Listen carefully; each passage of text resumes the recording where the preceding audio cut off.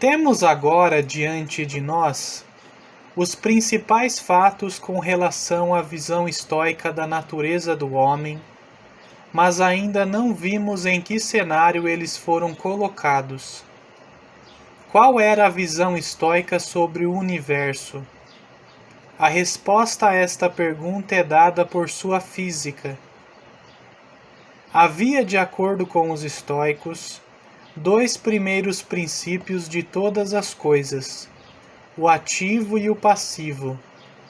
O passivo era aquela substância inqualificável que é conhecida como matéria. O ativo era o logos, ou a razão na matéria, que é Deus. Sustentavam que permeava infinitamente a matéria e criava todas as coisas. Este dogma, estabelecido por Zenão, foi repetido depois pelos próximos dirigentes da escola. Havia então dois princípios primários, mas não havia duas causas das coisas. O princípio ativo por si só era a causa, o outro era mero material para que funcionasse, inerte, sem sentidos, destituído em si mesmo de toda forma e de todas as qualidades, mas pronto para assumir qualquer qualidade ou forma. A matéria era definida como aquela a partir da qual tudo é produzido. A matéria-prima, ou ser inqualificável, era eterna e não admitia aumento ou diminuição, mas apenas mudança. Era a substância ou o ser de todas as coisas que são. Os estoicos, observar-se-á, usavam o termo matéria com a mesma ambiguidade com que nós mesmos a usamos, ora para objetos sensíveis, que têm forma e outras qualidades, ora para a concepção abstrata da matéria, que é desprovida de todas as qualidades. Estes princípios, deve ser entendido, foram concebidos como corpos, embora sem forma, um em toda parte se interpenetrando com o outro. Dizer que o princípio passivo, ou matéria, é um corpo, nos vem facilmente, por causa da confusão familiar a que nos referimos acima. Mas como poderia o princípio ativo, ou Deus, ser concebido como um corpo? A resposta a essa pergunta pode soar paradoxal. É porque Deus é um espírito. Um espírito, em seu sentido original, significava ar em movimento. Ora, o princípio ativo não era ar, mas era algo que trazia uma analogia com ele, o éter. O éter em movimento pode ser chamado de espírito, assim como o ar em movimento. Foi neste sentido que Crisipo definiu a coisa que existe, sendo o espírito se movendo para dentro e para fora de si mesmo, ou o espírito se movendo para frente e para trás. Dos dois primeiros princípios, que não podem ser gerados ou destruídos, devem ser distinguidos os 4 elementos, que, embora finais para nós, foram produzidos no princípio por Deus e estão destinados um dia a serem reabsorvidos pela natureza divina. Estes, para os estoicos, eram os mesmos que foram aceitos desde Empédocles: terra, ar, fogo e água. Os elementos, como os 2 primeiros princípios, eram corpos. Ao contrário deles, foram considerados como tendo forma e extensão. Um elemento era definido como aquele a partir do qual as coisas surgiram no início e no qual serão finalmente dissolvidas. Nesta relação, os 4 elementos se colocaram em relação a todos os corpos compostos que o universo continha. Os termos terra, ar, fogo e água tinham de ser tomados num sentido amplo. Terra significa tudo que era da natureza da terra. Ar, tudo que era da natureza do ar, e assim por diante. Portanto, na estrutura humana, os ossos e os nervos pertenciam à terra. As 4 qualidades da matéria, quente, fria, úmida e seca, eram indicativas da presença dos 4 elementos. O fogo era a fonte de calor, o ar de frio, a água de umidade e a terra de sequidão. Entre eles, os 4 elementos constituíam o ser inqualificável chamado matéria. Todos os animais e outras naturezas compostas na Terra tinham neles representantes dos 4 grandes constituintes físicos do universo, mas a Lua, segundo Crisipo, consistia apenas de fogo e ar, enquanto o Sol era fogo puro. Enquanto todos os corpos compostos eram solucionáveis nos 4 elementos, existiam diferenças importantes entre os elementos, eles mesmos. 2 deles, fogo e ar, eram leves. Os outros 2, água e terra, eram pesados. Por leve, entendia-se o que tende para longe do seu próprio centro. Por pesado, o que tende para ele. Os 2 elementos leves se colocavam aos 2 pesados na mesma relação que os ativos com o princípio passivo em geral. Mas, além disso, o fogo tinha um tal primário que, se a definição do elemento fosse pressionada, lhe daria o direito de ser considerado sozinho, digno desse nome, pois os outros 3 elementos surgiam dele e deveriam ser novamente dissolvidos nele. Obteríamos uma impressão totalmente errada do que o bispo Berkeley chama de filosofia do fogo, se puséssemos diante de nossas mentes, nesse sentido, o elemento furioso cuja força está na destruição. Imaginemos o fogo como o calor solar benigno e abençoado, o impulsionador e acelerador de toda a vida terrestre. Pois, segundo Zenão, havia 2 tipos de fogo, um destrutivo e outro que podemos chamar de construtivo, o qual ele chamou de artístico. Este último tipo de fogo, que era conhecido como éter, era a substância dos corpos celestes, como também da alma dos animais e da natureza das plantas. Crisipo, seguindo Heráclito, ensinou que os elementos passavam uns para os outros por um processo de condensação e rarefação. O fogo primeiro se solidificava no ar, depois o ar na água e por fim a água na terra. O processo de dissolução ocorria na ordem inversa, a terra sendo rarefeita em água, a água em ar e o ar em fogo.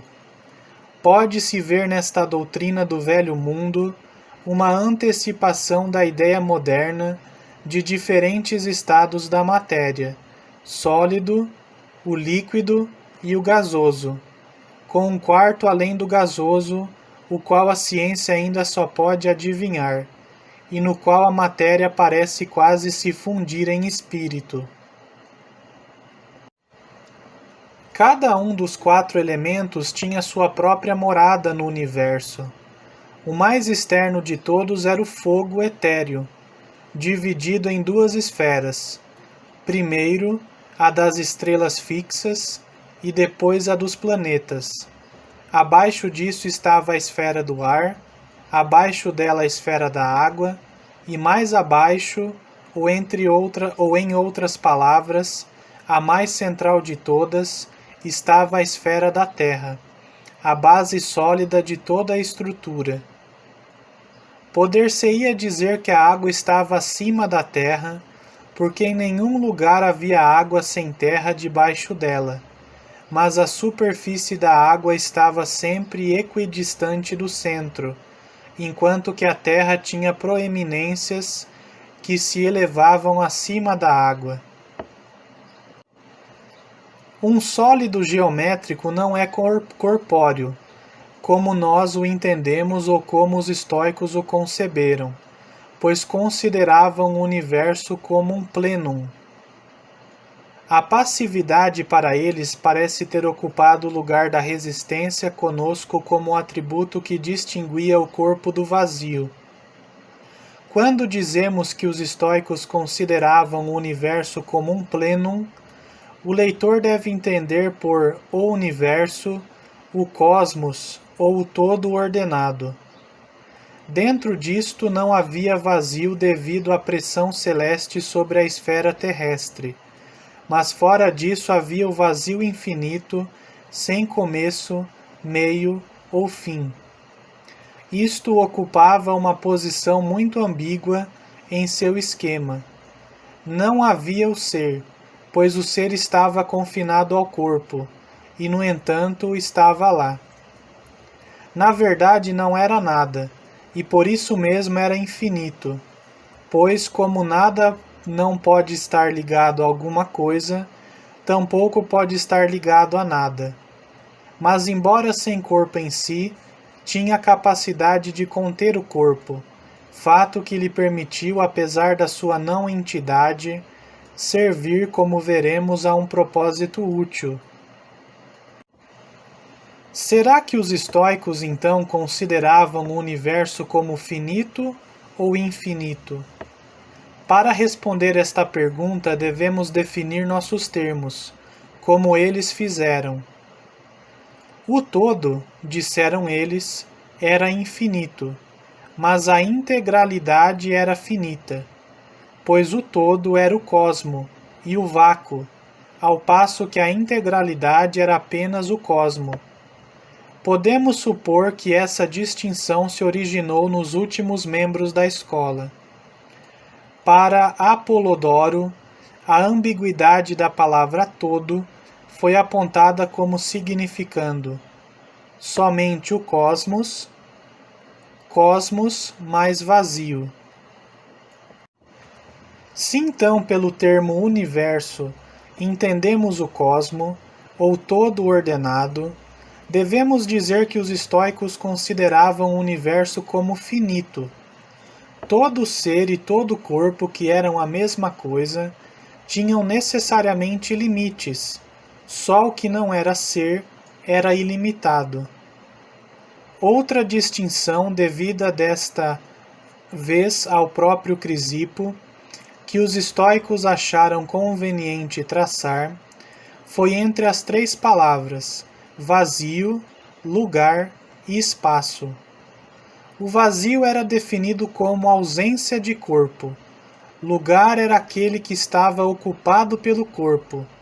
O termo espaço era reservado para aquilo que estava em parte ocupado e em parte desocupado.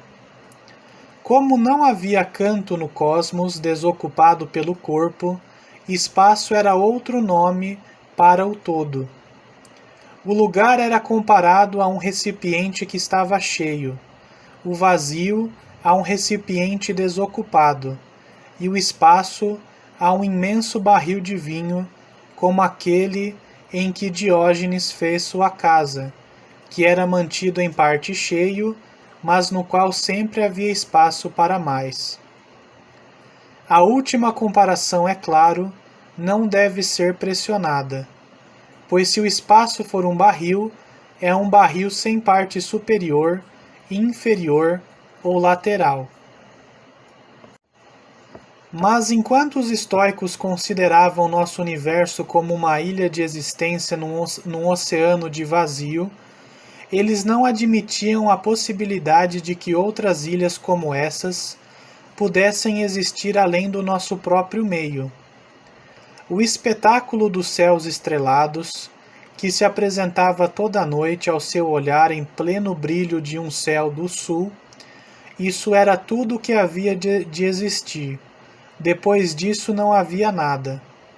Demócrito ou os epicuristas poderiam sonhar com outros mundos, mas os estoicos lutavam pela unidade do cosmos tão firmemente quanto os muçulmanos pela unidade de Deus, pois com eles o cosmos era Deus. Em forma, o universo era concebido como esférico, seguindo o fundamento que a esfera era a figura perfeita e era também a mais bem adaptada para o movimento. Não que o universo como um todo se movesse. A Terra estava em seu centro, esférica e imóvel, e ao redor dela corriam o Sol, a Lua e os planetas, fixados cada um em sua respectiva esfera, como em tantos anéis concêntricos, enquanto o anel mais externo de todos, que continha as estrelas fixas, girava ao redor do resto com uma velocidade inconcebível. A tendência de todas as coisas do universo para o centro manteve a Terra fixa no meio, por estar sujeita a uma pressão igual por todos os lados. A mesma causa também, segundo Zenão, mantinha o próprio universo em repouso no vazio, mas num vazio infinito, não podia fazer diferença se o todo estava em repouso ou em movimento. Pode ter sido o desejo de escapar da noção de integralidade migratória que levou Zenão a abordar a curiosa doutrina de que o universo não tem peso, pois é composto de elementos dos quais 2 são pesados e 2 são leves. O ar e o fogo de fato tendem ao centro, como tudo no cosmo, mas não antes de terem chegado ao seu lugar natural. Até então, eles eram de natureza ascendente. Parece então que as tendências ascendentes e descendentes dos elementos foram mantidas para se neutralizarem mutuamente e deixarem o universo desprovido de peso. A beleza do universo foi um tema sobre o qual os estoicos se encantaram em debater. Isso se manifestava quando falavam da sua forma, da sua cor, do seu tamanho e da sua veste bordada de estrelas. Sua forma era de uma esfera, sendo tão perfeita entre figuras tridimensionais quanto o círculo entre as planas, pois em ambas cada ponto da estava equidistante do centro. Sua cor era no essencial o azul profundo dos céus, mais escuro e mais lustroso que o roxo, de fato a única tonalidade intensa o suficiente para chegar aos nossos olhos através de um trajeto de ar tão vasto e interligado. Em tamanho, que é um elemento essencial de beleza, era naturalmente inigualável, e depois havia a glória do brilho estrelado do céu, o bordado do tempo, obra de mão astuta. O universo era a única coisa que era perfeita em si mesma, a única coisa que era um fim em si mesma. Todas as outras coisas eram perfeitas como partes, quando consideradas com referência ao todo, mas nenhuma delas era um fim em si mesma, a menos que o homem pudesse ser considerado como aquele que nasceu para contemplar o universo e imitar as suas perfeições. Assim, pois, os estoicos vislumbraram o universo em seu lado físico, como um só, finito, fixo no espaço, mas girando em torno de seu próprio centro, a terra, belo além de todas as coisas e perfeito como um todo. Mas era impossível que essa ordem e essa beleza existissem sem uma mente. O universo estava permeado de inteligência, como o corpo do homem estava permeado de sua alma. Mas como a alma humana, embora presente em todos os lugares do corpo, não está presente em todos os lugares no mesmo grau, assim foi com a alma do mundo. A alma humana se apresenta não apenas como intelecto, mas também nas manifestações inferiores de sentido, crescimento e coesão. É a alma que é a causa da vida vegetal, que se manifesta mais particularmente nas unhas e nos cabelos. É também a alma que causa coesão entre as partes das substâncias sólidas, como ossos e nervos, que constituem a nossa moldura. Da mesma forma que a alma mundial se manifestou nos seres racionais como intelecto, se manifestou nos animais inferiores como mera alma, nas plantas como natureza ou crescimento, e nas substâncias inorgânicas como sustento ou coesão. A esse estágio inferior, acrescentando-se a mudança, você tem crescimento ou natureza vegetal. A esta, acrescentando-se representação e impulso, você acende a alma dos animais irracionais. Num estágio ainda mais elevado, chega-se ao intelecto racional e discursivo, que é peculiar ao homem entre as naturezas mortais. Temos falado da alma como a causa da vida vegetal em nossos corpos, mas as plantas não foram admitidas pelos estoicos para serem portadoras de alma no sentido estrito. O que as animava era a natureza, ou como já chamamos acima, o crescimento. A natureza, nesse sentido do princípio do crescimento, foi definida pelos estoicos como um fogo construtivo, procedendo de forma regular à produção, ou um espírito ardente dotado de habilidade artística. Que a natureza era uma artista não era preciso provas, pois era o seu trabalho manual que a arte humana ensaiava para copiar. Mas ela era uma artista que combinava o útil com o agradável, visando ao mesmo tempo a beleza e a conveniência. No sentido mais amplo, natureza era outro nome para providência, ou o princípio que mantinha o universo unido, mas, como o termo está sendo empregado agora, significava aquele grau de existência que está acima da coesão e abaixo da alma. Deste ponto de vista, foi definida como uma coesão sujeita à mudança, originada por si mesma, de acordo com razões seminais que afetam e mantêm seus resultados em tempos definidos e reproduzem na prole as características do pai. Isso soa tão abstrato quanto a definição de vida de Herbert Spencer, mas é preciso ter em mente que a natureza foi o tempo todo um espírito, e como tal, um corpo. Era um corpo de uma essência menos sutil que a alma. Da mesma forma, quando os estoicos falavam de coesão, eles não deveriam ser entendidos como referindo-se a algum princípio abstrato como a atração. As coesões, dizia Crisipo, nada mais são que ares, pois é por estes que os corpos são mantidos juntos, e das qualidades individuais das coisas, que são mantidas juntas pela coesão, é o ar que é a causa compressora. No ferro é chamado dureza, na pedra densidade, e no solvente brancura.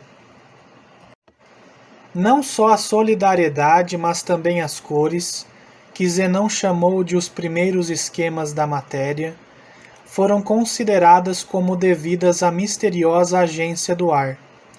Na verdade, as qualidades em geral não passavam de explosões e tensões do ar, que davam forma e figura à matéria inerte que lhes estava subjacente.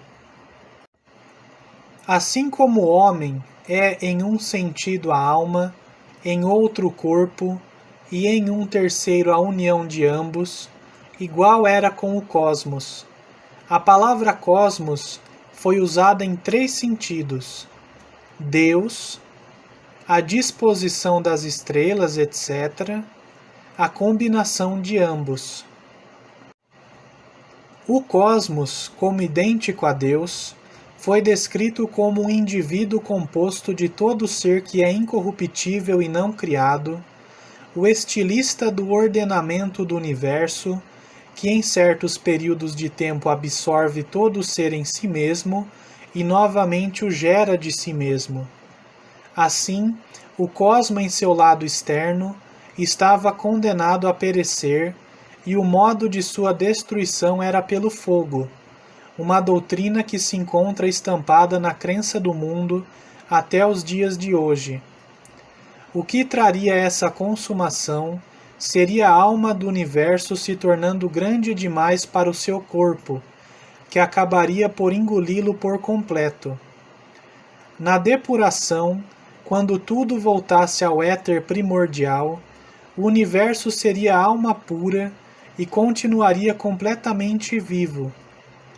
Nesse estado sutil e atenuado, exigiria mais espaço do que antes, que assim se expandiria para o vazio, contraindo-se novamente quando outro período de geração cósmica se instalasse.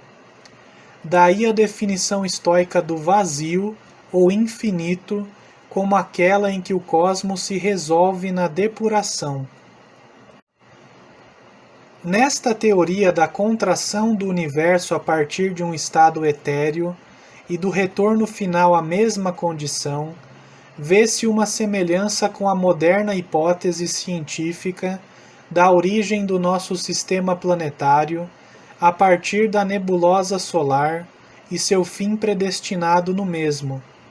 É o caso especialmente da forma em que a teoria foi sustentada por Cleantes, que imaginava os corpos celestes apressando-se em sua própria destruição, atirando-se ao sol como se fossem mariposas gigantescas. Cleantes, no entanto, não concebeu a mera força mecânica para estar em ação nesta matéria. A grande apoteose do suicídio que ele previa era um ato voluntário, pois os corpos celestes eram deuses e estavam dispostos a se perderem em uma vida maior. Assim, todas as divindades, exceto Zeus, eram mortais, ou em todo caso, perecíveis. Os deuses, como os homens, estavam destinados a ter um dia, um fim. Fundir-se-iam na grande fornalha, como se fossem feitos de cera ou de estanho. Zeus então seria deixado sozinho com seus próprios pensamentos, ou como os estoicos às vezes dizem, Zeus cairia de volta à providência. Pois pela providência eles se referiam ao princípio ou mente principal do todo, e por Zeus, como distinguido da providência, essa mente junto com o cosmos, que era para ele como corpo. Na depuração, os dois seriam fundidos em um, na única substância do éter. E então, na plenitude do tempo, haveria uma restituição de todas as coisas. Tudo voltava a acontecer regularmente, exatamente como antes. Para nós, que fomos ensinados a querer o progresso, esta parece uma perspectiva sombria. Mas os estoicos eram otimistas conscientes e não pediam uma mudança no que era melhor. Eles estavam contentes que o único drama da existência deveria desfrutar de uma corrida perpétua, sem talvez uma consideração demasiado agradável para os atores. A morte interrompia a vida, mas não a terminava, pois a lâmpada da vida, que se extinguiu agora, seria acesa de novo no futuro. O ser e o não ser, em interminável sucessão para todos, exceto ele, em quem todo ser foi resolvido e de quem saiu novamente, como do vórtice de algum maelstrom infinito,